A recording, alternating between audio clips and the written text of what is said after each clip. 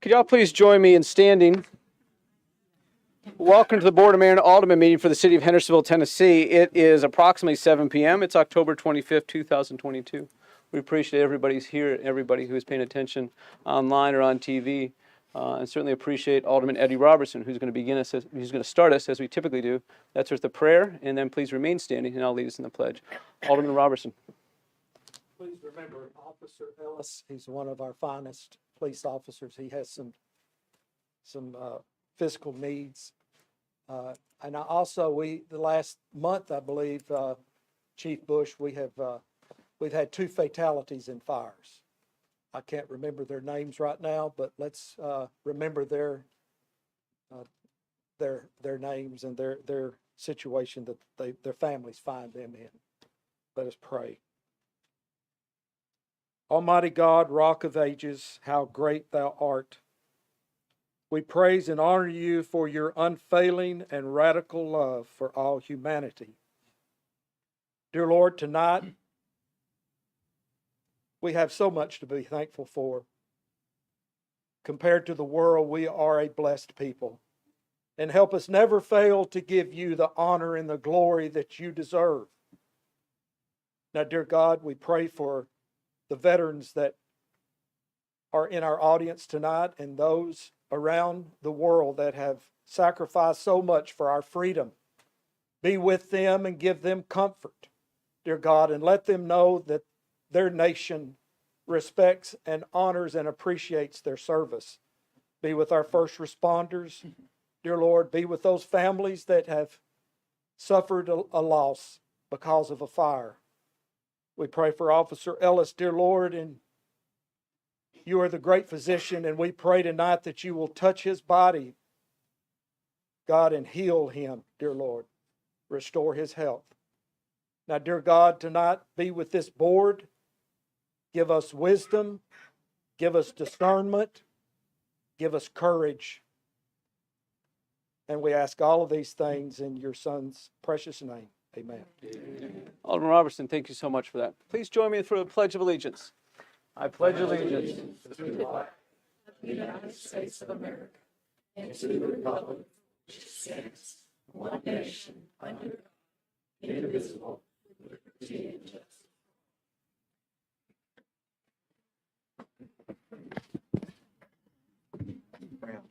Okay. Thumbs down. Okay.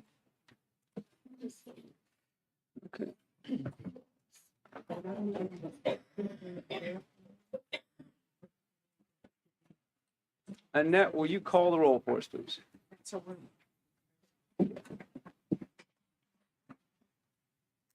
Brown. Here. Collins. Here. Cunningham. Here.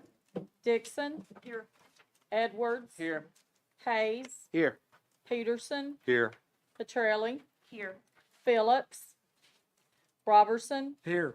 Skidmore. Here. Waters. Here. Clary. Here. 12. We got 12 people here. So 2/3, John, is 8 people? That's correct. Appreciate that. I need to entertain a motion to accept our agenda. We have a motion from Alderman Waters, a second from Alderman Collins. I'm sorry. I thought I heard Alderman Dixon. Sorry about that. Any discussion? Alderman Petrelli. Thank you, Mayor. As we discussed in the Finance Committee meeting, and I want to preface it with sometimes you're not on the winning side of something, but I would like to at least have a discussion on the possibility of adding to our agenda the funds for our fire apparatus that is needing replacement. I would appreciate if the board members would at least allow a discussion on that. We need a motion. I make that motion. Motion to add, and this is the item from the Finance Committee regarding the pumper truck, is that correct? Yes. Pumper engine, okay. We have a motion, a second. Any discussion on that? I will add that it passed Finance Committee 2-1. Jason, you ready for a vote on that? Oh, I'm sorry, Alderman Robertson. Thank you, Mayor. The first time I heard of this need for a replacement for our reserve fire truck was 2 weeks ago when the chairman of the Public Safety Committee briefly raised it in her committee report. I have yet to see the ordinance that we're going to be discussing tonight. In fact, it's not even on the agenda tonight for action or public disclosure. With our next scheduled meeting set for November the 10th, I can see no need for action tonight. I, for one, sure don't want to rush and spend $750,000 of taxpayer money without proper agenda, public notice, and sufficient time for questions within 14 days before the election of 5 new aldermen. I'm reminded by the saying, haste makes waste. I have many questions to explore with the staff before I feel comfortable in voting for such an expenditure of public funds, especially in the midst of a recession. No one knows what the next 3 months hold.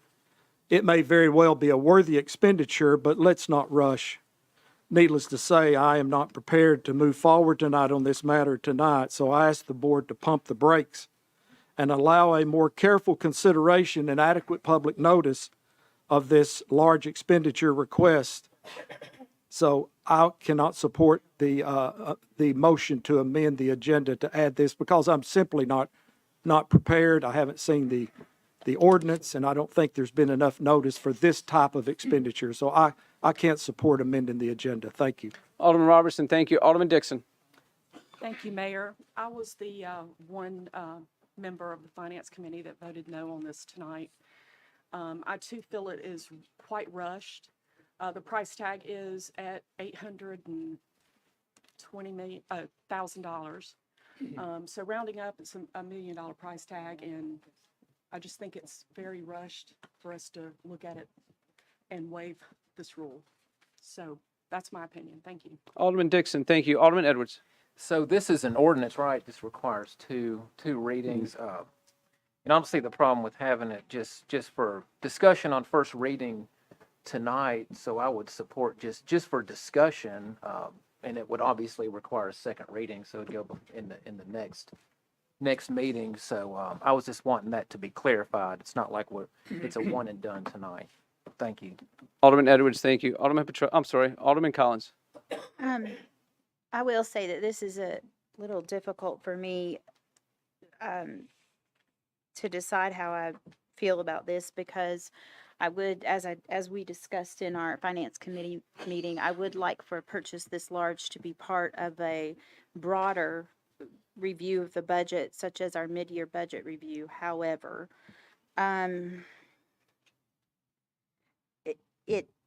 there's the EPA's changed the rules and guidelines about what fire trucks, how they have to be built. So if we order after November 1st, the price goes up by $56,000, which would leave it at that $820,000 rounding. Whereas if we order it prior, it's $763,000. And I hate when something hasn't been public noticed to put it on the agenda, but it's a lot of taxpayer dollars at stake here. And the other thing is that buying a fire truck is not like buying a car.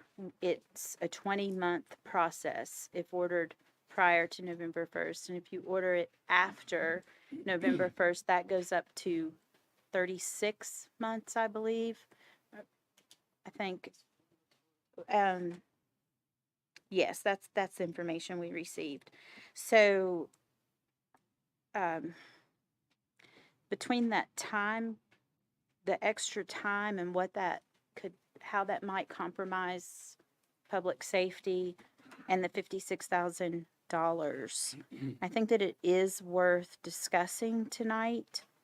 And I too, as Alderman Robertson, have some questions about this that I would need to get answered before the second reading, but I'm prepared to do that. And certainly prepared to provide information to any citizen who wants it to the extent that I have it available or I can find that for them. So I will support adding this to the agenda tonight for the first reading. Thank you, Alderman Collins. I promise I told several of y'all that we were going to get to presentations very early on. We sort of had a curveball here. We think we're going to get finished with this pretty quickly, and we'll get and once we set the agenda, we'll get to the presentations. Alderman Waters. Thank you, Mayor. Where is the ordinance? I have not seen it, and I don't know what we're talking about, so has one been passed out? It has not. Pardon me? It has not. I don't understand. When did we get away from the way we used to vote on ordinance and resolutions?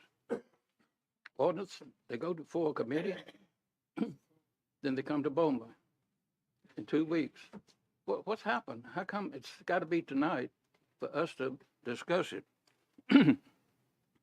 Now, I know we have 5 members on this board who decided not to seek re-election. And if I'm not mistaken, these 5 members only have one more BOMA meeting, just one more. And that's the first meeting in November, which is the 10th after the election. To me, this ordinance, whatever it is, I don't know what it is not so important that it cannot go through the normal committee reading, come to BOMA, and let's go 2 weeks before it comes to BOMA, and do like we're supposed to do it, not just rush something through here for some unknown reason. I don't know what it is. Thank you, Mayor. Alderman Waters, thank you. Alderman Petrelli. Thank you, Mayor. So I appreciate everybody's comments on that.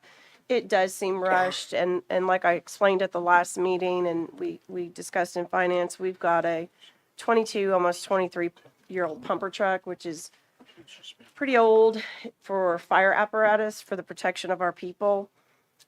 We discussed in the finance meeting tonight that the mayor is not going to call a special called meeting for this. So we know that this more than likely will not go to a second reading. However, we have a very light agenda tonight, and this is something that needs to be coming down the pipeline. We've got 2 trucks that are at retirement age, 2 apparatus, excuse me. We also have fire department officials in our audience. I think we owe them the respect to at least hear from Chief Bush as he explained where we're at with this, because if it's not discussed tonight, it's going to be discussed in mid-year budget, and that will at least help you understand what's coming down the pipeline.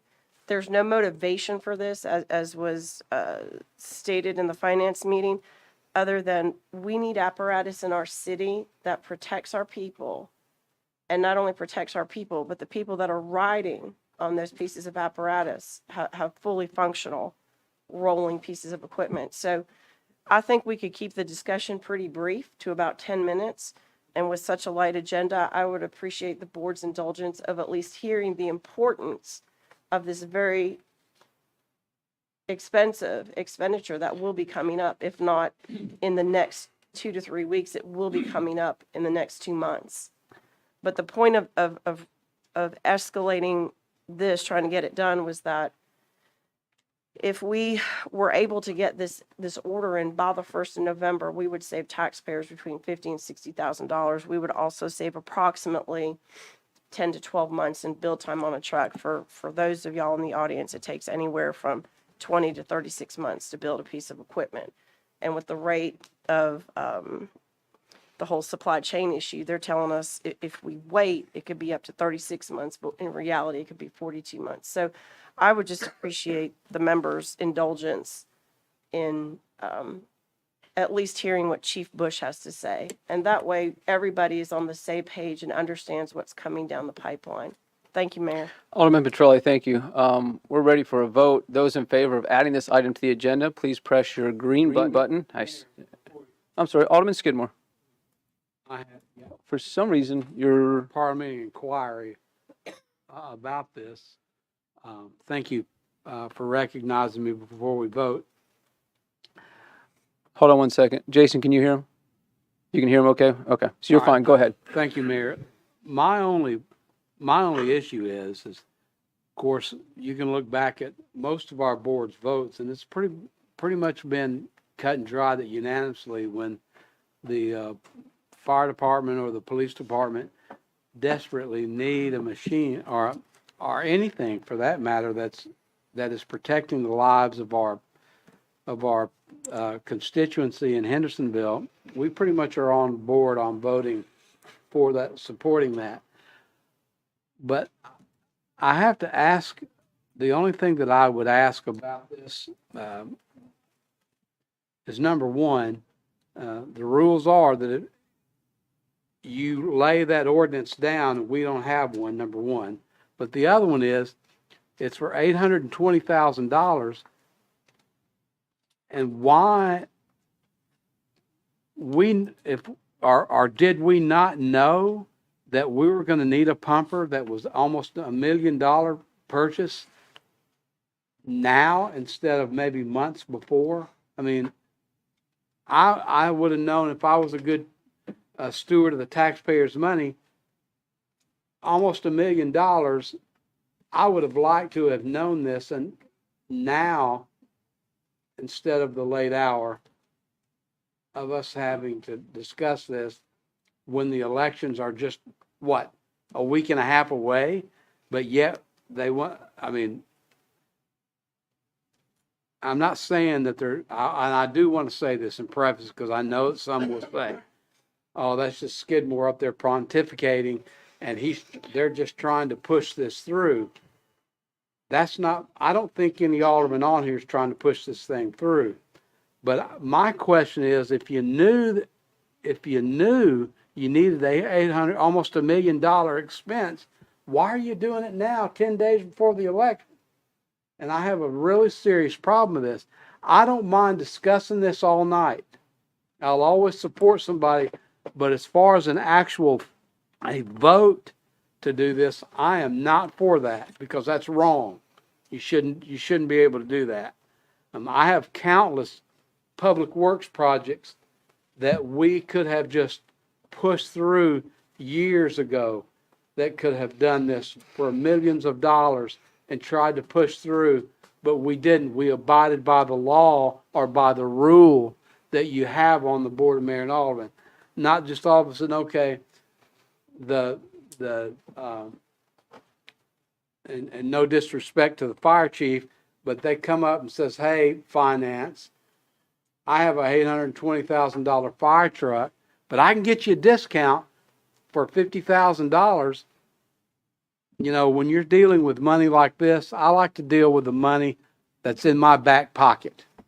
And if I see that there's a benefit, I'm going to vote for it. If it's not, I'm not sure $1 million minus 50,000 is a big difference. I'm willing to discuss this tonight, but in no way am I going to vote for this tonight on anything, but I'll vote to talk about it. But I will not vote. I will tell you now, I'm not going to vote for it. Has this gone to capital, my point of parliamentary inquiry on this, has this gone to capital projects? It has not. Okay. Well, it's over, and the expenditure meets the criteria that it has to go through the process of our city rules and regulations. And so therefore it needs to go to capital projects for review to make sure that for all that body can review it and whether pass it or not, and then bring it back to this board. You all know that. So that's the only thing that I question is why that's the case. I'm for discussing it tonight. We can talk all. I'm certainly not going to vote for 820 some odd thousand, which probably by the time all things done, it's going to probably be almost close to $1 million. And I'm just not going to have this put this on my desk and vote for it tonight. So thank you, and I thank you for allowing me to speak tonight. But that's just how I feel about it. Thank you, Mayor. Alderman Skidmore, thank you. We've got one other person in the queue now, and that's Alderman Waters. Thank you, Mayor. I just want to say thank you, Alderman Skidmore. I couldn't have said it any better. I want to thank this group of people out here tonight. This is what we go through. It's what we go through as your alderman. And I want to encourage you to come back because this is a great program. We try to do what's right for you people. That's what we're here for. But to run something through here in 5 minutes without us looking at it is unreal. And I'm like my alderman in Ward 2, Mr. Skidmore. I will not vote for this. If you want to talk about it all night, I'll be here, but I'm not going to vote for it. Thank you, Mayor. Alderman Waters, thank you. So we have a motion to add this item to the agenda. Those in favor, press your green button. Those opposed to adding it to the agenda. We are adding the ordinance onto the agenda. That was the motion. That was the motion. Alderman Robertson, go ahead. So I asked the question, was the ordinance involving the pumper truck from the Finance Committee? And the number for that is, let me find it here. Is 2022-32. That's the ordinance that we are putting on the agenda. We've been asked to put on the agenda. I haven't seen, I don't want to vote on something I haven't seen. That sounds like Congress. So I don't want to vote on something that I haven't read and seen. Alderman Robertson, thank you. Alderman Petrelli. Thank you, Mayor. So food for thought in the future. I don't know if John Bradley if this needs to be a legalese, but when we get our books, like I'm only privy to what's in my committee's meeting, and it would be nice, I think, for all of the aldermen to have all of the committee agendas in their books so that everybody's on the same page. I'm willing to withdraw it as legislation, but I would like to have the discussion at the least. Again, I don't think it would take that long. I think we're spending more time discussing the concerns about it versus being prepared for what is coming up in the next few months. I mean, clearly, we don't have the numbers to support it, and that's fine. But regardless, this is coming.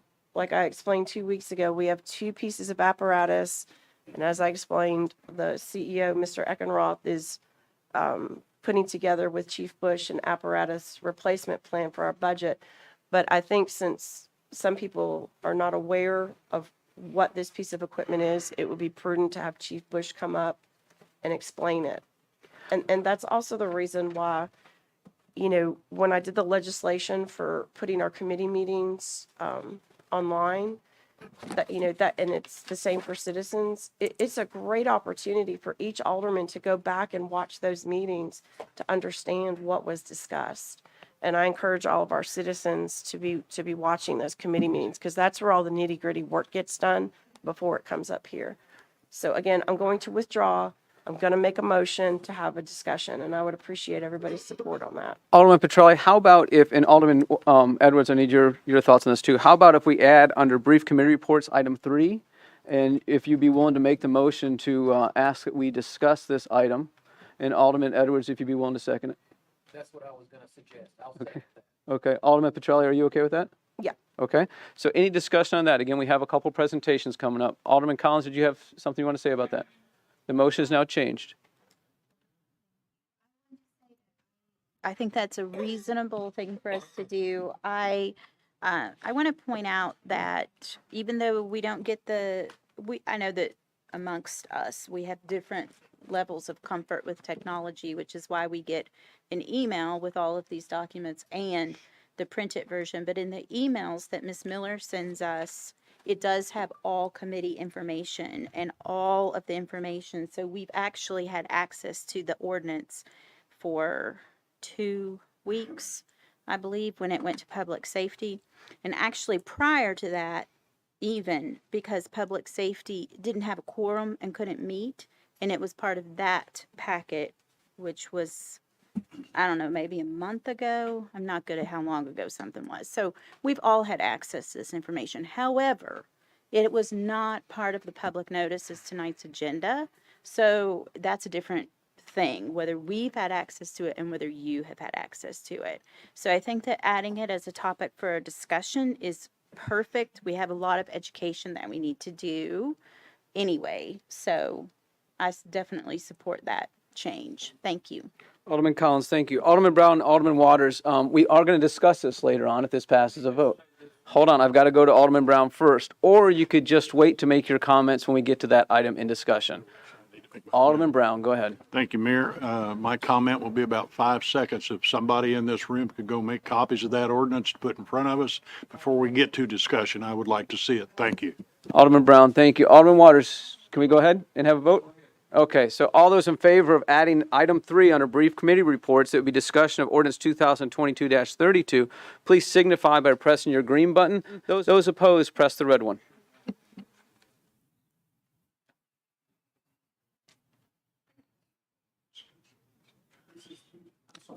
This, to add it for a discussion item under brief committee reports. We're missing 2 people. Okay, so that passes 11-1 with Alderman Peterson voting against it. So we're going to add under brief committee reports, add item 3. Now we get to get on to some more fun stuff. So I'll see y'all in just a second over here. Still haven't voted to adopt the agenda. No. Mayor, we need to adopt the agenda. Let's not make that mistake. Yeah. Tell him right there. Mayor, Yes. excuse me, we need to Oh, finish the shoot. vote. You can do it from there. Now we've amended the agenda. All those in favor of approving the, do we have any other motions to amend the agenda? All those in favor of approving the agenda, please signify by pressing their green button. Jason, I'm not able to press my green button. Could you go ahead and record me as voting aye? Those opposed, press the red one.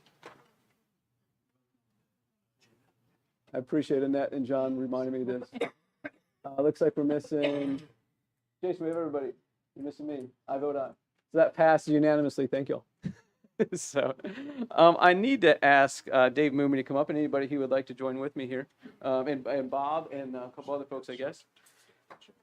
It's a proclamation about Veterans Day. I'm going to read it, and then we have a couple other proclamations that that work right into what we have going on at this time of the year.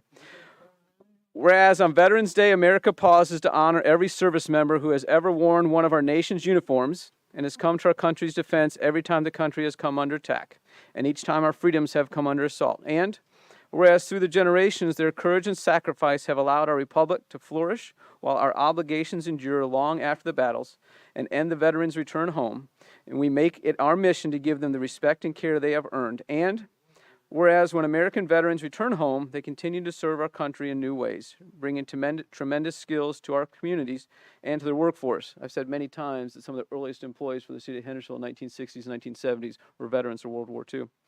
Whereas we resolve that the United States of America, no war should be forgotten and no veteran should be overlooked.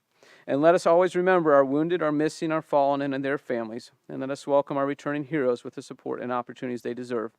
And whereas, under the most demanding circumstances and in the most dangerous corners on the earth, America's veterans have served with distinction, courage, self-sacrifice, and devotion to our nation and to one another, and they represent the American character at its best.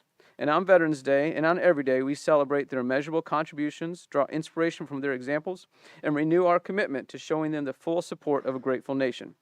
Now, therefore, I, Jamie Clary, Mayor of the City of Hendersonville, Tennessee, do hereby proclaim Sunday, November 6th as our Veterans Day Parade Day, and I acknowledge our profound debt and gratitude to the patriots who have kept our country alive. And I'm going to present this to Dave Mooney right here.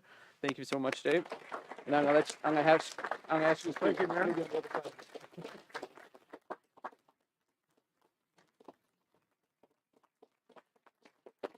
Well, thank you. Thank you. Please be seated. It's my honor tonight to introduce members of the team that helped me put together the Veterans Day Parade. This is Mr. Michael Bear. He's the president of the Vietnam Veterans of America, Chapter 240 here in Sumner County.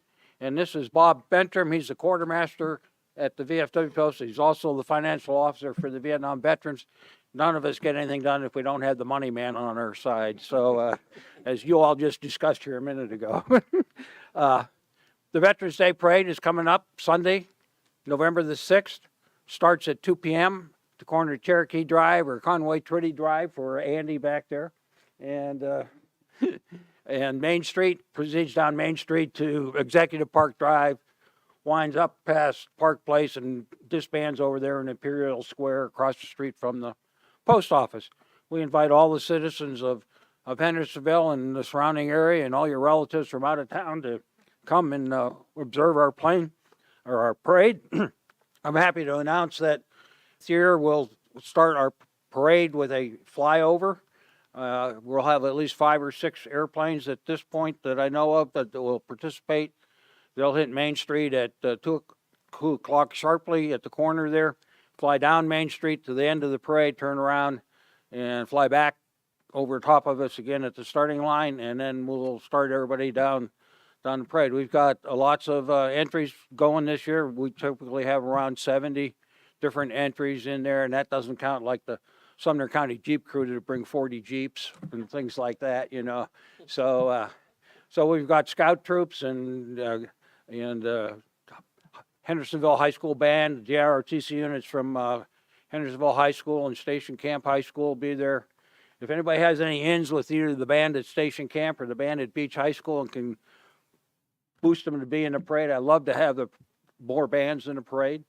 We do, I think, have the Army National Guard band and color guard this year. And of course, we get great support from our Hendersonville Fire Department and Police Department for putting this all together, along with the city that supports us throughout this whole effort. I'd like right now to introduce the Grand Marshal of our parade. Lester, would you stand up, please? This is Les Brower.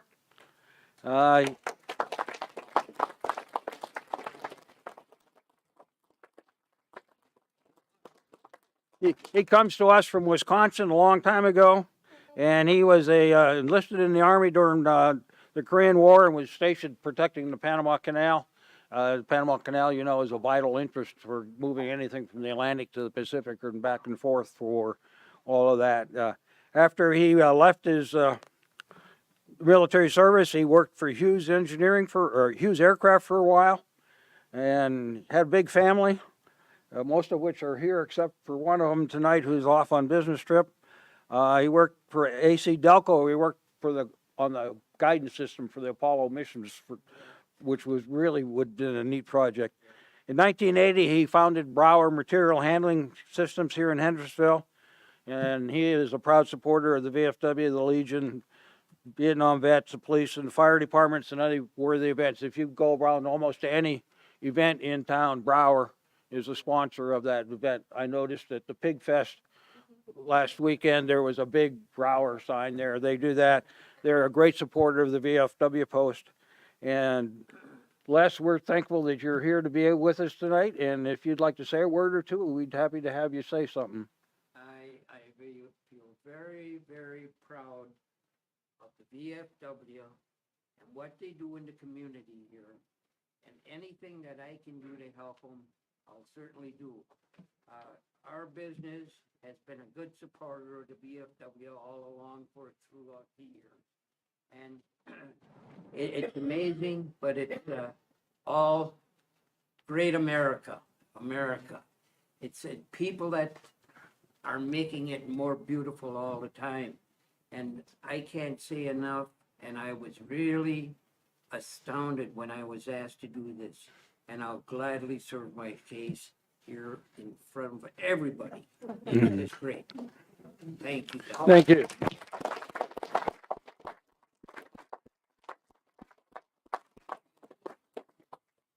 I just got this news. I had a birthday party a week ago this past Friday night. And I turned 93 years old. It was quite a milestone.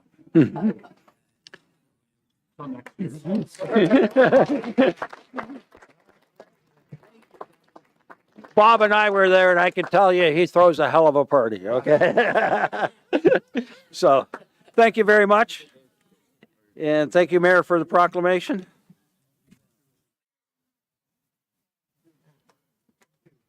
I need the second one. Is there two now? Yeah, that's it. Here we go. I want to introduce y'all to Harold Wooten. This is Harold Wooten. He was born in December of 1925, and he moved with his family to Luna Dairy Farm in Hendersonville, Tennessee. This is before World War II began. And in 1944, at the age of 18, Harold joined the Army as part of an artillery battalion stationed in France and Germany. And Harold fought in the Battle of the Bulge, the Battle of the Rhine River, and the Battle of Luxembourg. But he does not consider himself a hero. He does feel that the infantrymen on the front lines, many of whom died, were the heroes. After he was discharged in 1946, Harold moved home with his family. By then had relocated to Franklin, Kentucky. Then he got married and returned to Hendersonville. He began working at the Parish Farm in 1950, and he stayed there for 20 years until the GE facility opened in 1970. Harold was one of the first machinists at GE until he retired after 20 years at the company, and he still resides here in Hendersonville. I'll tell you this, he's a little bit above 90, but we're very happy he's here, and we're very happy he's lived in Hendersonville so long. And I, as the mayor of the city of Hendersonville, Tennessee, I recognize Mr. Wooten and encourage all our citizens to join me in showing our appreciation for all that Mr. Wooten has done for our community and our country. Thank you so much.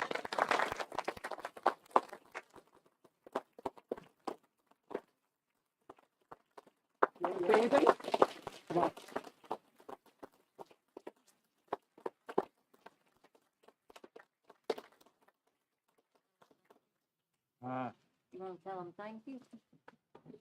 Daddy's hard of hearing. Here. He can't hear. He hasn't heard you. Speaking of the microphone, though, okay? But I appreciate y'all honoring him, and Daddy's 97 years old. And we're proud to have him. Thank you. I'll be back in 50 years.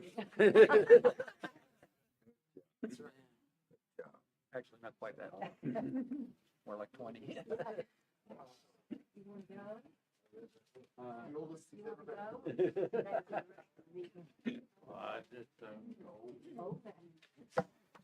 want to introduce you to somebody here, but really what I'm going to do is I'm going to ask Commander Daniel to speak a little bit.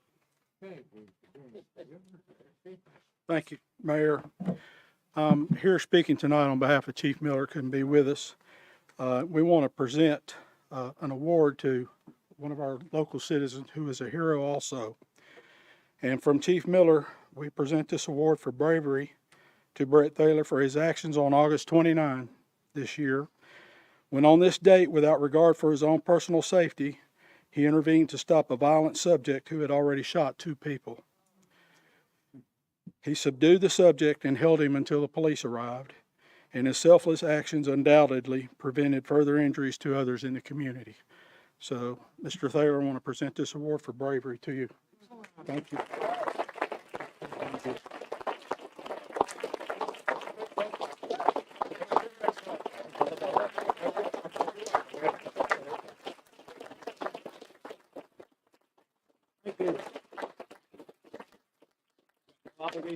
No, sorry.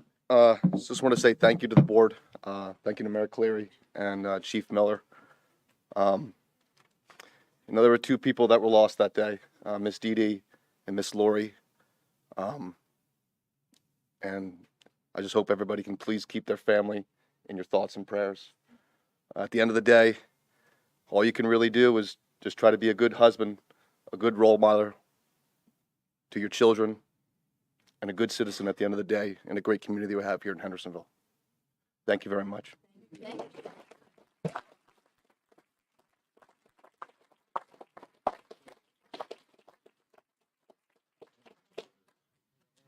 So as I told you, we have some cool stuff coming up. Now I have Kathy Pascal. Kathy is the chairman of Beautiful Hendersonville, and she's going to be visiting us on a regular basis. This is the first time, and tell us a little bit what's going on and take it over.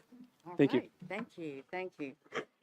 Thank you, Mayor and Aldermen, for having us tonight. I certainly appreciate that. And a special thank you to Alderman Jonathan Hayes and our liaison, Steve Brown, for supporting us and getting us active again. We really appreciate that. And we are active. We're up and we're running, and I'm excited about that. So again, I'm Kathy Pascal, and I'm the chairman of Beautiful Hendersonville, and I have several of the committee members here this evening. I'm just going to take the time to introduce them. All right. Well, we'll just go in a row here. Kat, would you stand up, please? Kat Garza from Ward 3, and Shauna Bolton from Ward 6, and Tommy Warden from Ward 6, and we have Robbie Borgie from Ward 2. And yeah, are you one again? That rezoning has confused us all. Yeah. So she is from 2. So, and Robert, where are you? Robert Cox from Ward 1 then. So this is my board, and they are great. We're all really eager to do good things for the city and make it more beautiful. We have several projects that are underway that I'd like to just tell you a little bit about right now. We have sponsored a city cleanup litter cleanup, and we've also done we've are going into the schools to speak to the elementary children there about how they can participate and how they can contribute to preventing litter. So we're looking forward to speaking in all the schools about that. Then we will be working with the Parks Department to do the Christmas lights contest. So that's going to be coming up real soon. We're also working with the high school, Hendersonville High School, the ag department there, and they're going to be growing the beautiful hanging baskets that will be hanging at the parks and the bridge there at Drake's Creek. So we're involving a lot of people, and we're really excited about that. But tonight, our focus is on our Neighborhood Beautification Award, and we're really, really happy to get this going and to be able to recognize people and show them our appreciation for what they do to contribute to the beautification of our city. So each month, I want to tell you a little bit about the award and how it's done. Each month, 7 awards are presented. 1 business award, and then 6 awards are presented in each of those 6 wards. And those are selected by nominations. So it's neighbors nominating their neighbors and letting them know that they've noticed and that they appreciate what they do toward the beautification or maintenance of the neighborhood. So tonight, I would like to introduce to you some of our winners, okay? And so the first, I believe we have all but 2 here. Let me just ask, is Dennis Wilkes in the building? Nope, no, okay. Well, then we will move on, and we have Bill Spalding.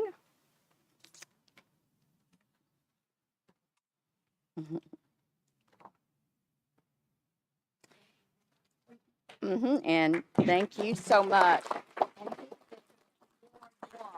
Thank you. If you'll just stand right there then, okay?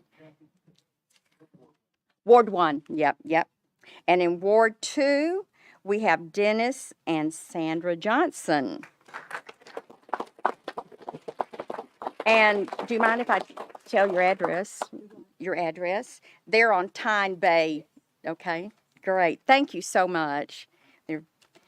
If you get a chance to ride around and see them, they've all done a beautiful job.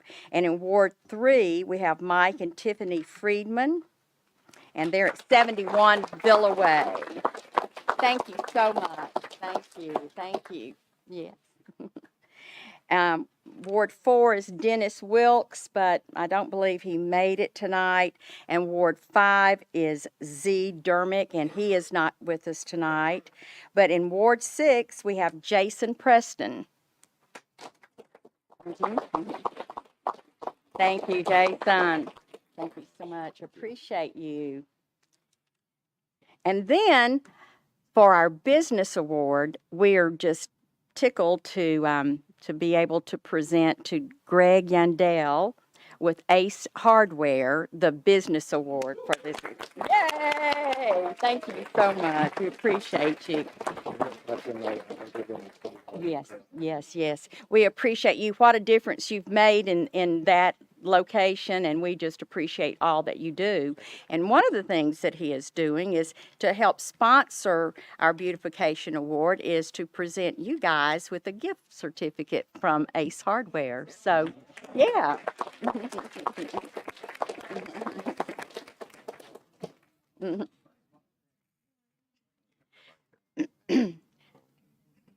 Thank you, guys. Thank you so much. And one other thing, these nominations that come in are to be sent to an email address. That is the way we will be receiving the nominations. So that email address is beautiful@hvilletn.org. So you will be able to nominate your neighbors, nominate a business, and we just look forward to being with you each month to tell you who the winner is. Thank you so much. Appreciate it. Awesome. Thank you. So we're going to pause a little bit to let everybody move around, and I think they want to take some pictures. And so just give us just a second, okay?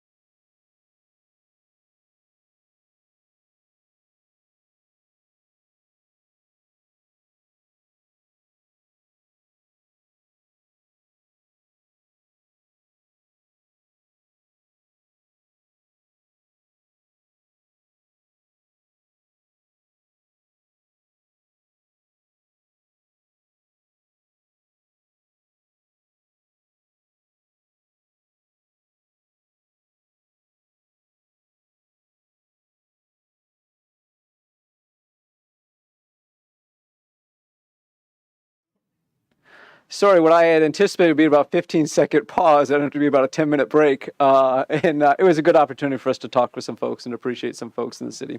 Next, we have on our agenda a public hearing. This is a public hearing for ordinance 2022-25 to hear comments on the proposed abandonment of an unused public right-of-way located in Centerpoint Park, Section 6, near the intersection of West Main Street and South Centerpoint Road. We have nobody signed up for that. Now we have minutes. I'm going to entertain a motion that we approve the minutes of October 11, 2022. Alderman Peterson? So moved. We have a motion from Alderman Peterson and a second from Alderman Hayes. Any discussion on that? All those in favor of approving the minutes from October 11th as they were provided to you in your packet, please press the green button. Those opposed, press the red one. That passes 12-0. Now we have citizen comments. We have one person signed up. Want to remind everybody the rules. Speakers must identify themselves by name and address. Public comment shall be limited to 5 minutes per person. That time is not transferable to any other speakers. All comments are to be directed to the presiding officer, not to the alderman, city staff, or other members of the public. Comments must address issues, not individuals or personalities. Personal attacks shall not be tolerated. Comments may support or oppose particular issues or measures, but the motives of those with different views shall not be questioned or attacked. Malicious comments will not be allowed. Speeches for or against particular candidates running for public office shall not be allowed.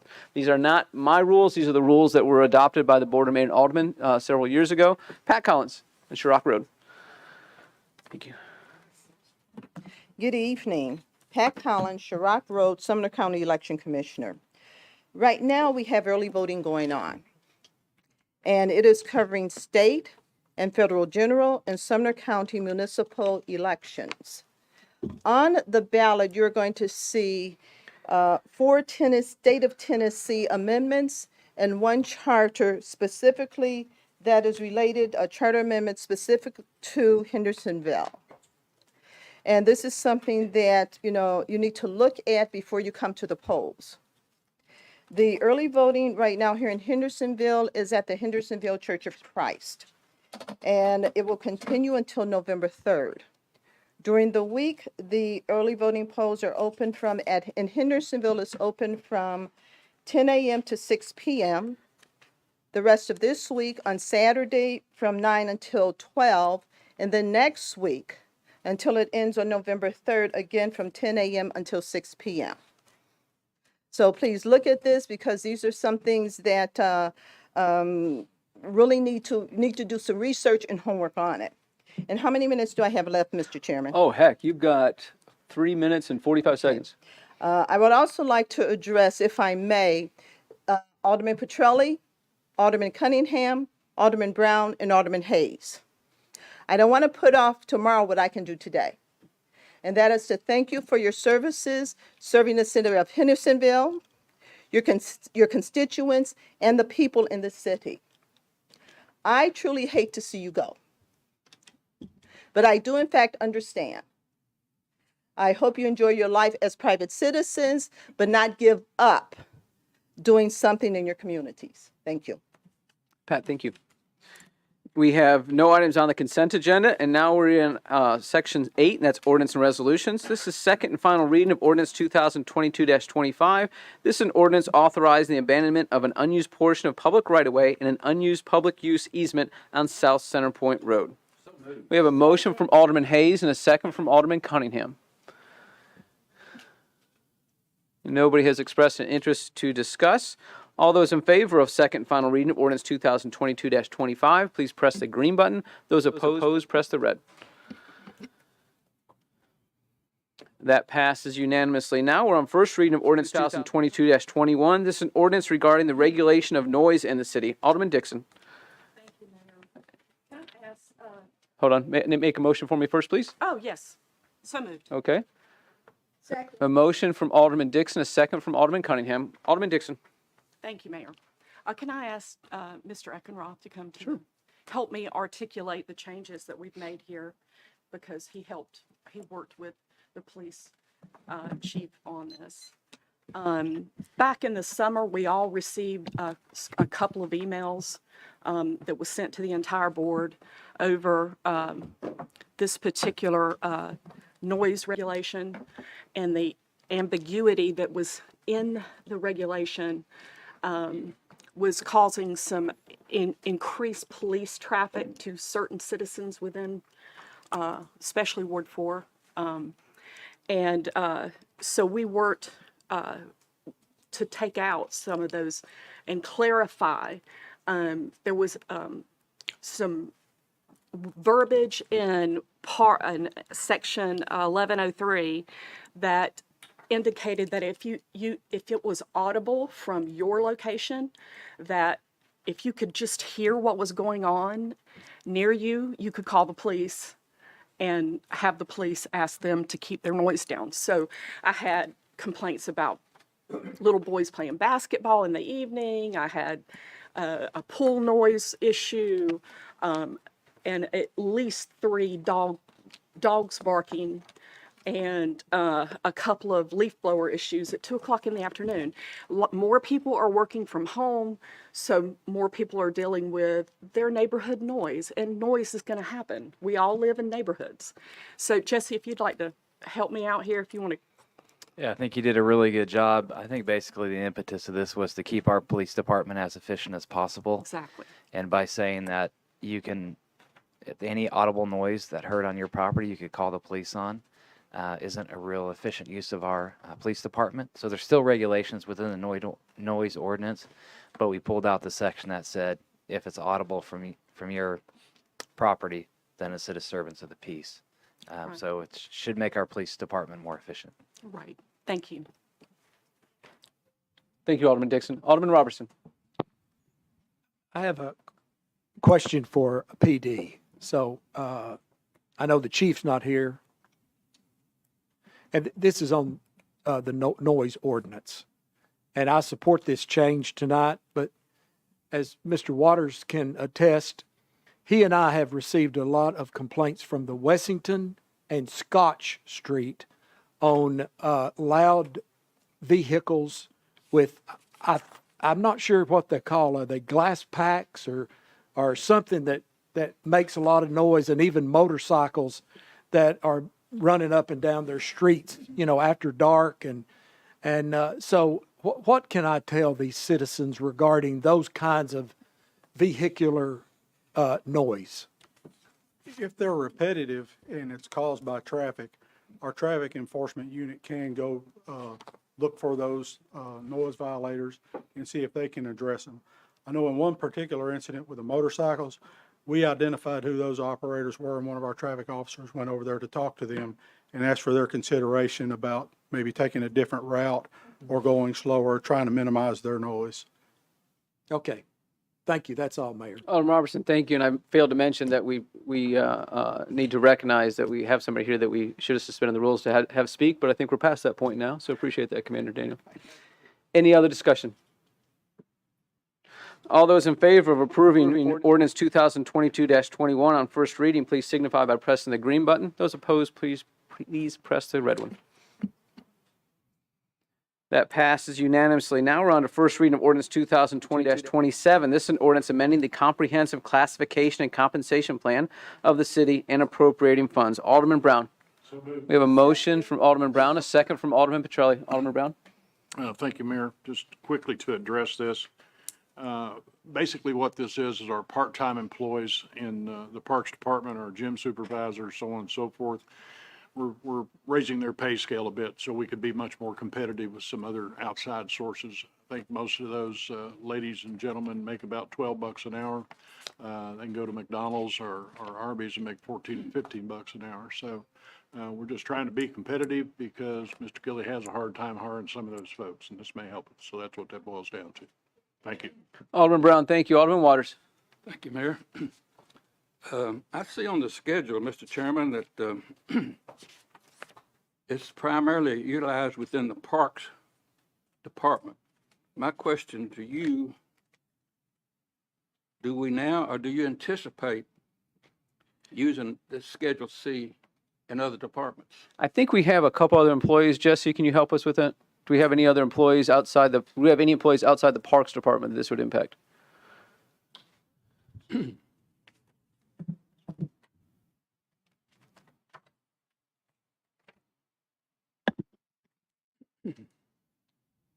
So I'm going to list off who this is going to affect currently. It's the scorekeepers, playground workers, tennis instructors, interns, special needs program aide, special needs assistant supervisor, senior tennis instructor, playground assistant supervisor, gym supervisor, special needs program supervisor, tennis supervisor, and the bus driver. So I believe, Mr. Gilly, those are all within the Parks Department. Is that correct? So those are the specific job descriptions, all within the Parks Department. None outside of the Parks Department. That was my question. Correct. Okay, thank you. Thank you, Alderman Waters. Mr. Chairman, I'd like to call Mr. Gilly to the podium, please. Thank you, Jesse.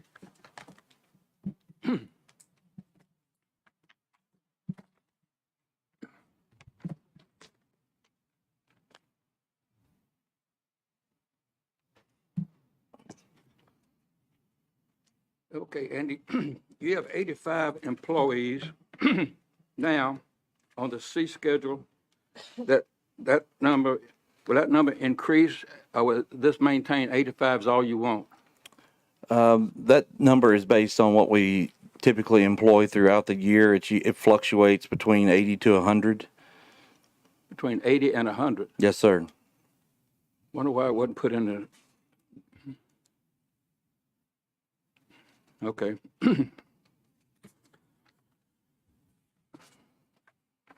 I understand that this proposed fee schedule adjustment will also include the city paying a COLA adjustment? Yes, sir. What the intent of putting the COLA in there for these employees is so that we don't have to come back here in 4 years. These people have not received a pay increase since 2019, and this will get them on the same kind of plan as school patrol officers who get a COLA and part-time parks maintenance workers who get a COLA, and it hopefully will keep us from having to come in a lump sum in 4 years if we can incrementally do this. How many do you have right now, 85? Right about that number, yes, sir. So in the current year budget, this year, you're asking that we increase the budget $18,000. For this line item for these employees, yes, sir. That's right. Also, next year, I see $20,000. Is that right? Not over what you're doing now. My question, next year in the budget, you're asking for $20,000, going up from 18 to 20,000. Is that right? Correct. Okay. Thank you. Another item that's confusing to me is the classification of the program here. Now, correct me if I'm wrong. You're showing a program worker. You're showing a program aide. You're showing a program assistant supervisor. Mm-hmm. You're showing a program supervisor. Mm-hmm. As I read these job summaries and skills, they all read the same, except I can see that you do have some instructors, which to me would mean they got experience already, right? Yes, sir. Those different classifications are based on experience.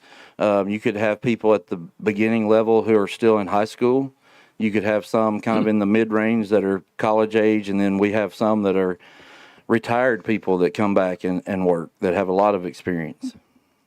So these positions that's listed here, these employees are already employed here. Many of them are, yes, sir. Many of them. How many? Right around 85. In this program, in this classification I just read? On the whole, as a whole. No, I'm talking about this classification. Are they employed here now? The C schedule workers? Yes, sir. Yes, sir. We have a lot on the payroll. Yes, sir. Okay. So these are not new positions. No, sir, they're not. Are they part of the 85? That's correct. That part of the C? Okay. Yes, sir. All right. I need your help on something here. When I read the ordinance under consultation, and I will read if you don't mind, consultation of the job description from 11 jobs descriptions to 5 jobs descriptions with the four pay grade instead of a 6 pay grade. will allow greater versatility for the position. Explain that to me. I'm not smart. You want So Jason? right now we have several, as Jesse just read off, job titles within the C schedule that sort of limits us to what we can use these people for. For example, we have a special needs program aide. If we could just call that a program aide, and then we need help over at the tennis courts, or we need help at an event, we can just use that person instead of them just being locked into being a special needs program aide. Also, if, let's just say, gym supervisors, for example, we might have better luck hiring somebody if we can allow them to put on their resume a program supervisor rather than a gym supervisor. So it just kind of looks better to the people that are taking those jobs. So we're not getting rid of anybody. We're just consolidating the categories to give us more flexibility to how we use them and give those people a better opportunity to look better kind of on their resume going forward. So this classification I just read off, they're already working here. You're just going to put them in, move them up this position. Yes, sir. One more and I'll leave you alone. Excuse me, bus driver. If using a Sumner County bus, the driver must already be a current employee for them, maintain trip reports, and turn in a timesheet. Tell me something about a bus driver's position, if you don't mind. So for our special needs summer camp that we run in the summer, oftentimes they take field trips. They'll go to the Gallatin swimming pool, or they'll go to the mall and shop, or they'll go off campus. We run that camp out of Merrill Hyde High School, but oftentimes we have to use the services of a school bus to do so. So have you used Sumner County bus drivers in the past? Yes, sir. Just about every year. Once a year, twice, 3 times? During the summer camp, we use the Sumner County bus drivers. Would that person come under the C schedule program? They could, if they're working just for us, but if they are employed by Sumner County Schools and using a Sumner County school bus, then we work in conjunction with them. They may work at our summer camp, but they're still driving a school bus for Sumner County Schools. So What's been your experience in the past? Were they bus drivers for Sumner County School? we've had really only about 2 of these people for the last 25 years. So, and they've been Sumner County Schools employees. So they would come under the C schedule program at a pay grade of 4 at $16.25 an hour. Correct. Okay. Plus the COLA, would they be entitled to that too? If that increases year over year, if this board voted for a COLA to go on everybody, then this schedule would now be along with all the other full-time and part-time people in receiving We it. couldn't exclude him according to your ordinance. Wouldn't want to, no, sir. I know you don't want to.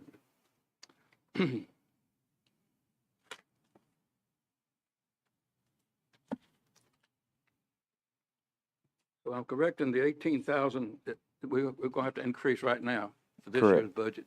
Anticipating going up 20,000 next year, right? Correct. Sir? That is correct. Okay. That's all I have. Thank you, Andy. Thank you, Mayor. Yes, Alderman Waters, thank you. Any other discussion? Andy, thank you. All those in favor of ordinance 2022-27 on first reading, please press the green button. Those opposed, press the red one. We have 11-1 that passes. Alderman Waters is the no vote. Now we're on to ordinance 2022-28. This is an ordinance to accept grant funds for the purchase of bullet-resistant vests and appropriate these funds for this purpose. Alderman Petrelli. We have a motion from Alderman Petrelli, a second from Alderman Edwards. Any discussion? All those in favor of approving first reading of ordinance 2022-28, please press your green button. Those opposed, press the red one.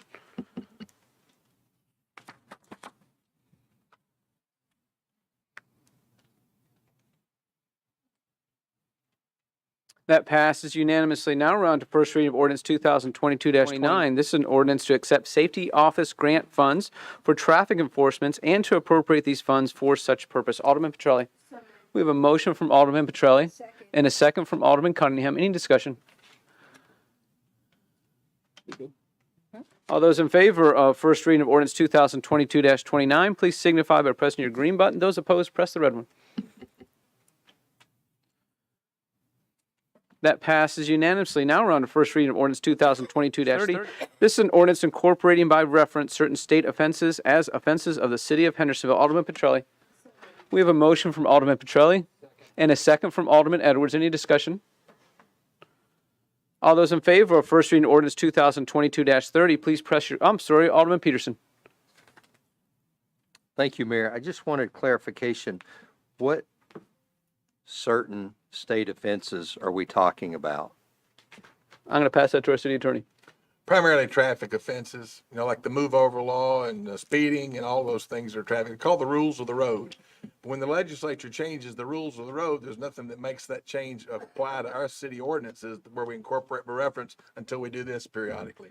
So as to pick up everything since the last time we passed it in 2007. Oh, okay. So this is basically just adding laws that have passed recently through the state, where we can cite into city court instead of state court, which is Okay. obviously much more convenient for our citizens. Yeah, makes sense. Thank you. Alderman Peterson, thank you. Alderman Petrelli. Thank you, Mary. Yes, this is basically just a housekeeping ordinance to keep us concurrent with the state. And also, I do want to remind everybody, U-turns in Hendersonville are illegal. Please don't do them. Thank you. Alderman Petrelli, thank you. All those in favor of ordinance 2022-30, please signify by pressing your green button. Those opposed, press the red one. That passes unanimously. We have no other agenda items. We're on to reports, committee reports. Chairman Cunningham, Finance Committee. Thank you, Mayor. We had quite a lengthy agenda tonight.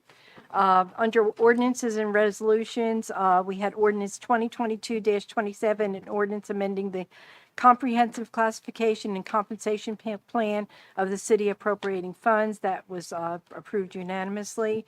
Ordinance 2022-28, an ordinance to accept grant funds for the purchase of bullet-resistant vests and to appropriate these funds for this purpose was recommended unanimously. Ordinance 2022-29, an ordinance to accept safety office grant funds for traffic enforcement and to appropriate these funds for such purpose was recommended unanimously. Ordinance 2022-31, an ordinance accepting a donation and appropriating funds for a bicycle pump repair station was recommended unanimously. Ordinance 2022-32, an ordinance appropriating funds for a new pumper truck for the city of Hendersonville was recommended by a vote of 2-1. Ordinance 2022-33, an ordinance appropriating funds for a survey of deer population in the city of Hendersonville was recommended unanimously. Resolution 2022-46, a resolution allowing the city to bid on hosting the 2023-24 TSSAS State Cross Country Championship was recommended unanimously. Then we went on to other business under sales tax, our sales tax analysis report. Hold on a minute. Where's that? There it is. Year over year, our sales tax is up year to date by $457,651. For the month of September, we collected almost $1.5 million in sales tax, and we're on pace to be 15% year over year over the budget. And we had our motel tax. We had a very good month in September. We collected over $32,000 in motel taxes compared to last year at the same month with only $17,000. And those are very good reports. And that is the end of my report, Mayor. Chairman Cunningham, thank you. Chairman Skidmore, Public Works. Thank you. Just briefly, we had our meeting this evening. I'll kind of cut to the highlights of the meeting that probably are most important that people that are more concerned about than no offense, but state cross country championships probably doesn't teach you get to your bell that rings on what's going on, but we did a lot of housekeeping things like that that will probably be coming back to the Board of Aldermen in the future in the coming weeks. But I wanted to let you know, we did go through our trash collection, and next week, Jesse Eckenroth and Sarah, our Public Works Director, they're going to be meeting with the trash to kind of remind them about, the cold months are coming ahead. You've got Thanksgiving, you've got Christmas, but more than that, the weather's going to be changing. So most of the time when you are checking, your trash pickup is going to be a little slower, and we're just kind of reminding them, putting them on notice to kind of remind them that we know about it, continue on the work that you're doing now.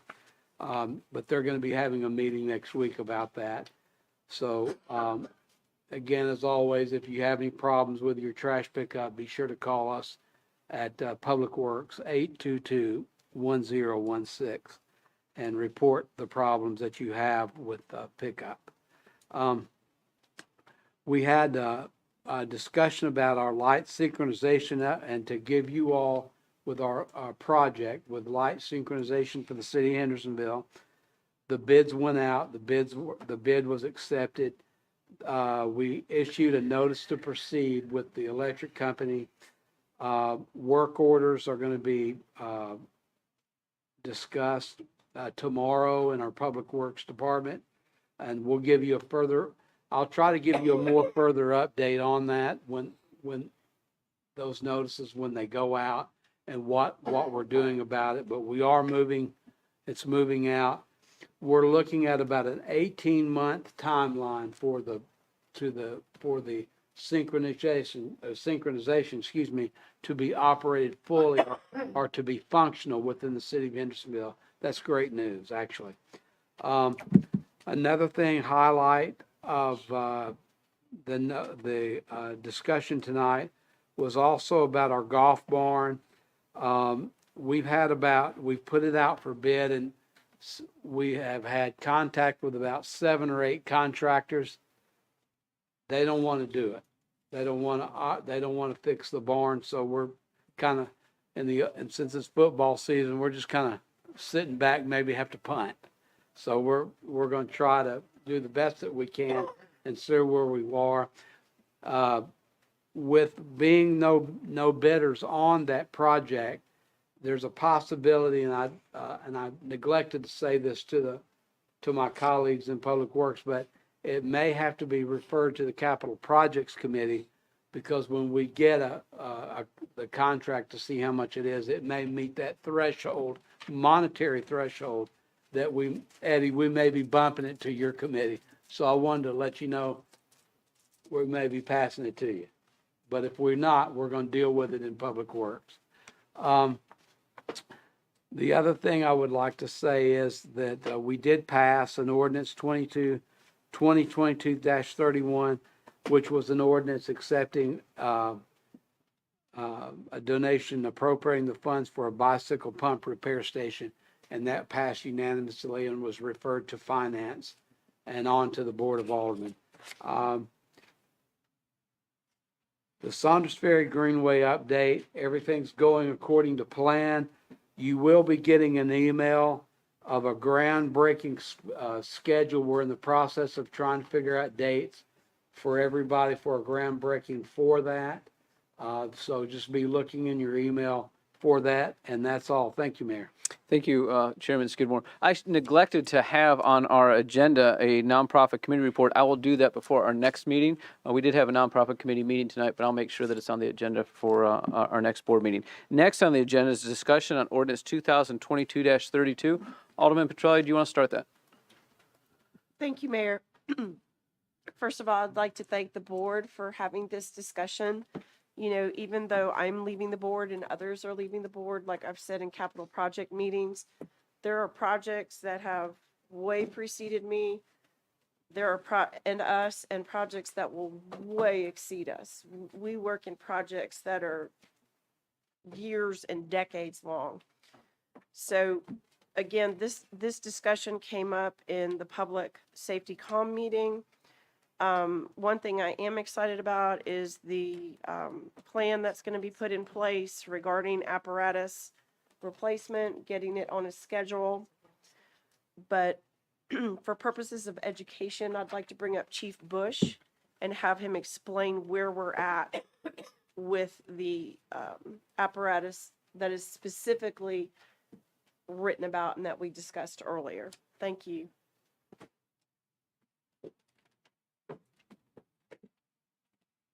So thank you for the opportunity to explain kind of where we're at, how we got to this situation. There was some conversation, as I said out here earlier, about the sense of urgency. So maybe I can give some clarification for that. The sense of urgency, we haven't met for the 2 previous months. We've not had an opportunity to bring this forward to have this discussion. We did have a meeting this month. My job is to look out financially for the city as a department head to try to save the taxpayers' money. When it came to me, the opportunity to buy an apparatus at a substantially 7% less amount of money, I felt it warranted to come forward and take it to public safety to have that conversation. Ultimately, it's y'all's decision what you want to do with that. Mr. Eckenroth and myself have spent the last probably 5-6 weeks talking about an apparatus replacement program. It's something the city's never had before. We feel like it's very important, so we don't have what folks feel like are aha moments. Hey, there's a surprise to this. NFPA 1911, NFPA 1901 are recommendations for apparatus replacement. A frontline piece of equipment is supposed to last 15 years. Our current reserve engine is 22, going to be 23 years old in January of 23. Engine 6 is a 2007. It's going to be 15 years old in January, basically going to be 15 years old, 16 years old in January of 2023. The idea behind NFPA 1911 and 1901 is to have those apparatus move to a reserve status for 5 years. So you have 5 years of a qualified apparatus to meet recommendations. The safety standards from 2000 to 2022 are so much different. Some of the features that we have on our current apparatus as far as safety for staff are far ahead, far advanced than what they were 22 years ago. So if I came across as a person who was trying to oppose this as a push through or try to expedite that process, that was not the purpose behind this whatsoever. The purpose behind it was to say, I want to try to potentially save you some money and bring it forward. And that's how we got to the point that we're at right now. Alderman Petrelli. Thank you, Mayor. Can you also go into explaining build times? Correct. So the other part of the November cost, if we got it ordered before November the 1st, we're guaranteed 20 to 24 months. If we order it after November the 1st, it's going to take anywhere from 30 to 36 months. So that's going to push every piece of equipment that we have 3 years or 2 years down the road further. I can't predict the future. I wish I could. I can't do that. I don't know what the expenses are going to look like on that reserve engine over the next 2 to 3 years as it gets older. The difficulty of finding parts. I can't predict any of that. I mean, as folks know, there's excuses for not finding parts and pieces and building and everything that we do nowadays. I can't guarantee that won't become a problem for this apparatus being the age that it is. That's why I want to try to get engine 6 into a reserve status so it still has a quality of life to provide us the level of service that we need and also provides the protection for my staff, which I think is most important. Can you explain the difference between a certified piece of apparatus and a commercial grade piece of apparatus and what the difference in issues are? Why we go with certified? How in depth would you like for me to go? Mild. Okay. Just a couple right off the top. A custom apparatus, you have a 50-year frame warranty. With a commercial apparatus, you have a 5-year frame warranty. A custom apparatus has a 177-inch wheelbase. A commercial has a 220-inch wheelbase.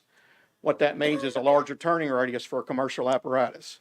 The subdivisions we currently are building in Hendersonville are not conducive to that for my apparatus operators. It makes it very difficult for them to get in cul-de-sacs.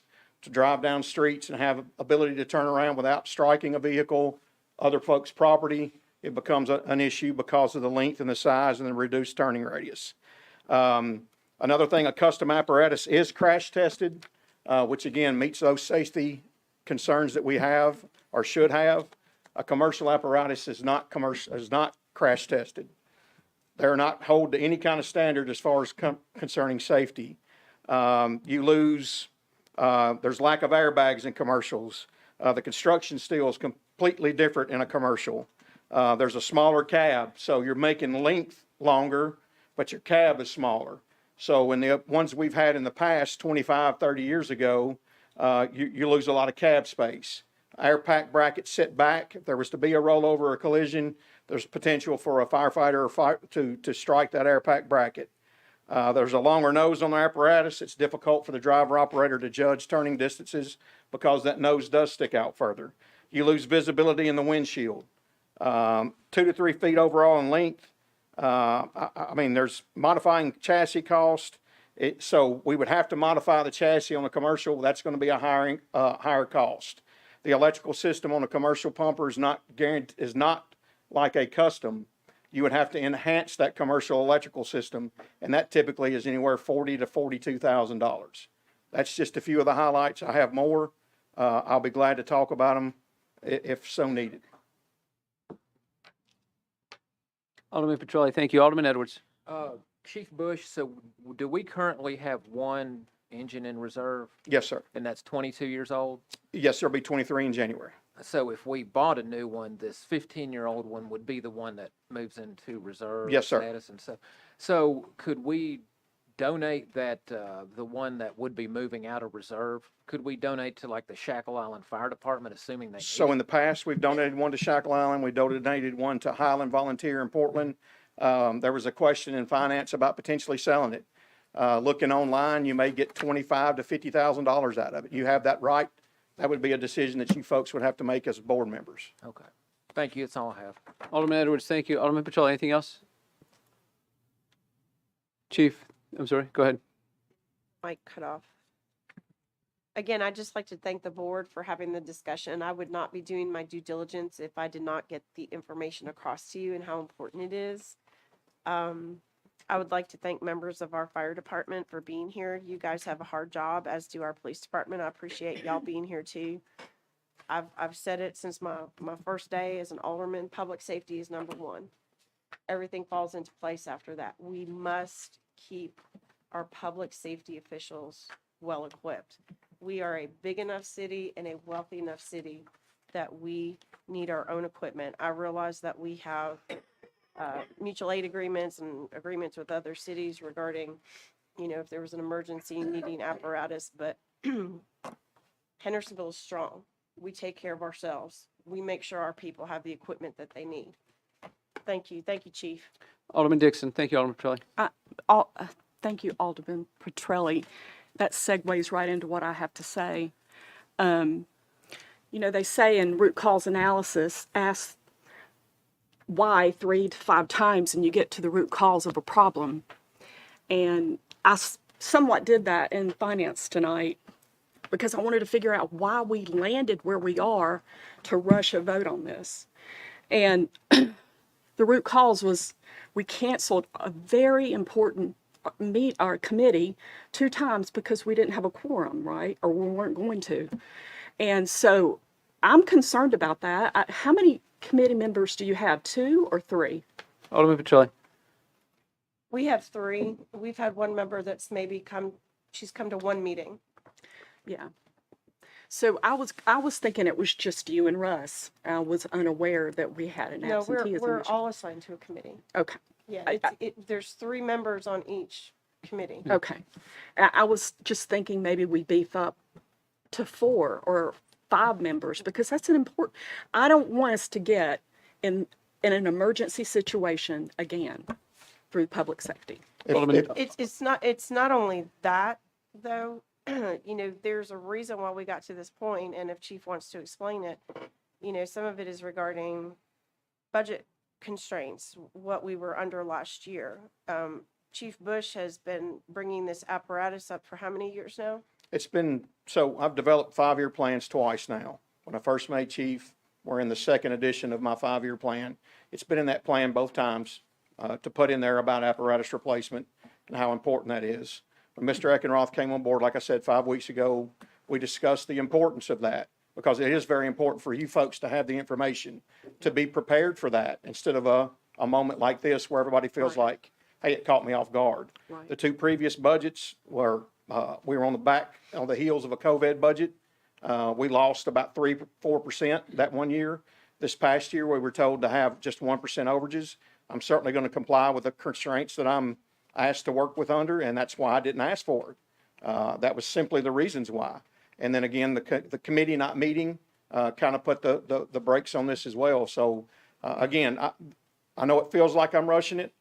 That's not my intent whatsoever. I was trying to get the ordinance pushed through, try to save folks some money.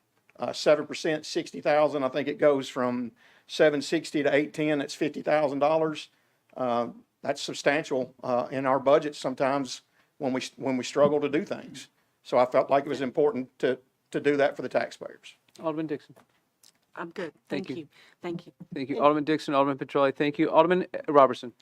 Yeah, Chief, give us an update on the Fire Station 7. I think we budgeted $5 million for that station. Yes, sir. It's moving along just fine. So give me, what's the update on it? They've got walls up now, the bay walls. They actually have the plumbing stubbed out, the electrical stubbed out.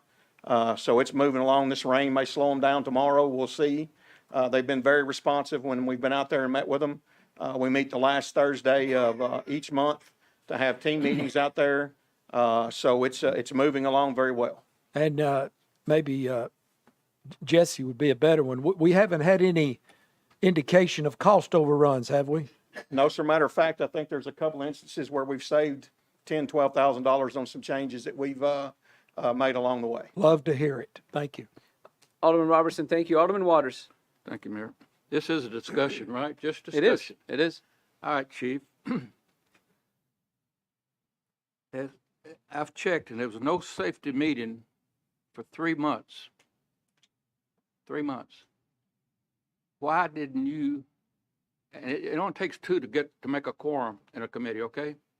And I think that the sponsors has already said it's 1 didn't come hardly, but that left you 2, which could be a committee. My question to you is, why didn't you encourage the chairman to bring this before the committee way a long time ago? You knew about it. You just said you knew about it. Why didn't you just, I can't say make her, but encourage her to call a meeting, a special call meeting? So my job as, yes, sir. Just wait a minute. That's one thing's on my mind. Now, you're talking about the cost. You knew about the cost before this, didn't you? You had to. Knew about the cost before what, sir? The cost, you say, after November, it's going to go up X number of dollars. Yes, sir. You knew that before. You had to. Yes, sir. That's why I took it to the public safety meeting. Pardon me? Yes, sir. That's why I took it to the public safety meeting, because I felt like it was important to get it out here. It went to public safety. Yes, sir. The first meeting of this month, the first or second Tuesday. How come it didn't go to public, to this meeting? Because it went to finance on this meeting. We talked about it in public safety. It was brought up at public safety that second Tuesday of this month. They felt the urgency to bring it to finance. We took it to finance, and that's where we're at right now. Has it been to your committee, Alderman Petrelli? Pardon me? Yes, sir. When did it go to your committee? As Chief Bush just said, it came earlier this month at our regularly scheduled meeting in October. So you had a meeting that you could have brought before Bowman, right? Before tonight. The month before, we didn't have a quorum. You didn't have a quorum at the committee? Correct. It takes 2 for the quorum. You just had 1 person there? That is correct. And so my role hold on, Chief Bush. Stay over here. Yeah, I think he's got a question. Well, I'm just concerned about the time, okay? Here we are just before the election, and we're bringing this up, and the chairman of the committee has said they talked about it and voted on it a month ago. Chief Bush says he knew about it. I can't understand why it wasn't brought before BOMA. We had, Hold on. one meeting or two meetings since then? So the Public Safety Committee met 2 weeks ago. We had a meeting that night, and now we're having a meeting tonight. So, okay, Alderman Waters, anything else? that's it. Thank you. Okay, thank you. Alderman Brown. Thanks, Mayor. Thanks, Chief. I don't have any questions for you. I do have a statement that in 2006, and Mark may remember this, but in 2006, we had tried to establish a program of replacing police cars. We hadn't got to the fire department yet, but we had tried to establish that in replacement of police cars. I don't remember, Commander Daniels, how many that was, 10 a year, I think. We were going to try to do till we got caught up, and then we were going to stay on a program there. And I know fire was talked about being added to that at that time. I don't remember exactly what happened there, but that got blowed up somehow, and we got totally off schedule of police vehicles, so and never got on schedule for your vehicles, except in your last 5 years plans, and COVID came, budget constraints came, so on and so forth. So I know you said you and Mr. Eckenroth had been working on a plan for apparatus replacement, equipment replacement. I would only ask Jesse to make sure, and I'm sure he's on it already, is that goes along with the police department too. Public safety on both sides of the fence is important. I don't know where we're at police car wise now, but I would guarantee that we probably got some that's over mileage that we want. And Commander Daniels is agreeing that. I've seen that head nod for several years. So however that plan comes together, I urge this next board to approve it and make sure there's funds in place and put away every year to replace those apparatus and those police cars. Try to get back on that schedule and get a better schedule and just keep it going. In the long run, it'll prevent issues like this and certainly make our departments that keep us safer. Thanks. Alderman Brown, thank you. Any other people wish to participate in the discussion? Right here. Oh, go ahead, Alderman Petrelli. Thank you, Mayor. To Chief Bush's defense, since he's taken some heat and I'm taking some heat about the meetings, and I'll defend both of our chiefs for any reason. Chief Bush brought this information to our attention at the meeting and said, well, and this is coming up. We're going to discuss it at mid-year review budget. Russ and I were at the meeting, and Chief Bush mentioned, if it was possible, if we did this before November, we'd be saving the citizens $50,000-$60,000, and we'd be saving whatever, 10 to 12, 20 months build time. And so Russ and I debated the points. You all can go back and watch the meeting if there's any confusion about that. And we were the ones that instigated the legislation. I believe I instigated it. I proposed it. Alderman Edwards seconded it. And because of the time constraint, it's my due diligence as chairman to try to bring it forward. And it's your due diligence to say, hey, let's pump the brakes for whatever reason. And that's fine. And I accepted that. But at least we've had this discussion. You all who will be remaining up here are now educated to what the plan is for fire apparatus. It's not a mystery now. There's no confusion. There's no questions. We understand the difference between having a certified piece of apparatus and putting together, a Sanford and Son commercial piece. There's just no comparison. And you're going to wind up, wasting money on the commercial piece. So I appreciate Chief Bush bringing that to the committee. I appreciate our member, Alderman Edwards, sticking his neck out there to support this. And I will always stand by fire and police. But I encourage you all, please read your packets. As Alderman Collins said very eloquently, we get them electronically, you get them written. I would put every committee agenda in these books for everybody to have a written copy of. And when in doubt, watch the meetings. It's so easy to watch the committee meetings online. It's such a great tool to truly understand and have the context and the spirit of what was discussed, because that is where all the business gets done, is in those committee meetings. Thank you, Chief Bush, for being up here and defending and protecting your department and always being prepared. Thank you. Alderman Petrolia, thank you. Chief Bush, thank you. Jesse, Chief of Operations report.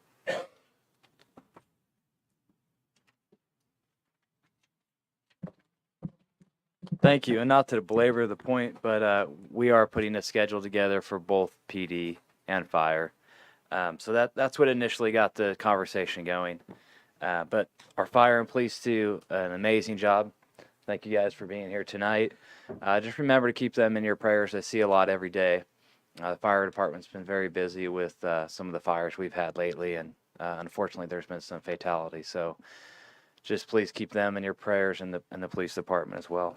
I'd like to thank Andy and the Parks Department. They did a great job with the Pig Fest this weekend. Hopefully y'all got to make it out, but that was a great event. So Andy and team, thank you guys very much. And I have the pleasure tonight to introduce to everyone our new Public Information Officer, Casey Lamar. She's already been running around taking pictures tonight, so I'm sure you've probably seen her. Yeah, I'll just explain the interview process and how it went. We had a substantial pool of candidates. I think we had 30, 40, north of 30. We had a very large qualified pool of candidates for this position. We ended up interviewing 6, and then we took all the directors from the departments who push out a lot of public notifications, police, fire, public works, so they all sat in on a panel. And then after the interview process, we gave them, each member who came and did an interview, we gave them some very difficult what-if scenarios. What if this happened in our police department? What if this happened to an alderman? And then they had to write an essay back and address each one of those questions. And Casey just, all the candidates did very well. We had a great selection. All the questions that were answered and turned back in were excellent. But Casey was just able to stand above. She had just an incredible amount of wisdom and thought behind her responses. So we're very excited to have her, and I will let Casey introduce herself and just tell you, she can tell you a little bit about herself. Thanks, Jesse. So it's nice to meet you guys. I've heard a lot about everyone. I've heard this has been a really anticipated role, and I'm happy to be here to fill it. I am a Hendersonville native, born and raised, lived in Knoxville for a little while and came back. My husband is a 16-year police veteran in the city of Franklin. So I think it's neat that I can kind of bring that aspect to the job. Our marriage has been through his time in Iraq and then now 16 years as a police officer. So we have seen a lot of things. I have 3 children that attend Indian Lake, Ellis, and Hendersonville High School. I have over 20 years experience in public relations, communications, and marketing that I'm excited to bring and be an advocate for this city. I think there's so much opportunity for growth and expansion and ways that we can shine our light and all the wonderful things that this city is doing that sometimes just people don't know about. So I'm looking forward to kind of working with all the department heads and finding ways that we can get that message out. Thank you, Casey.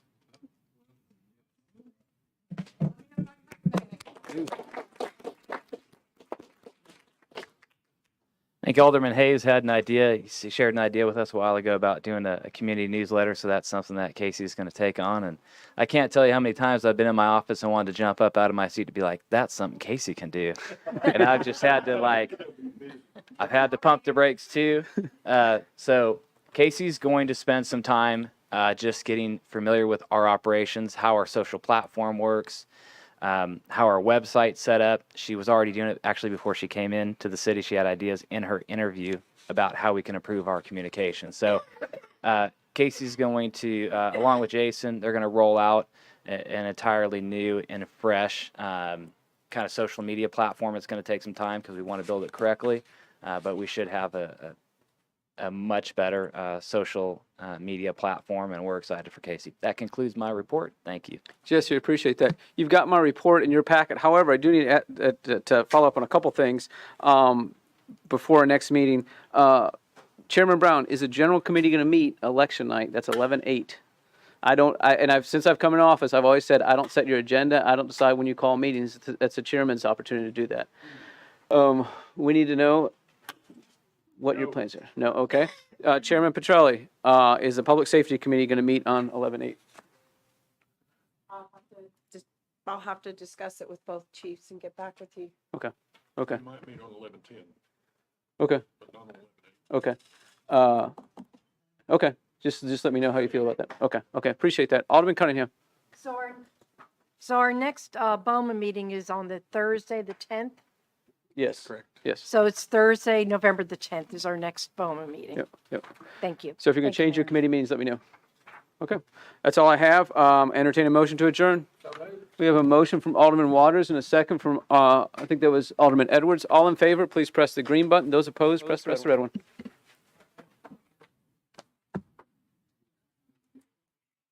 That passes unanimously.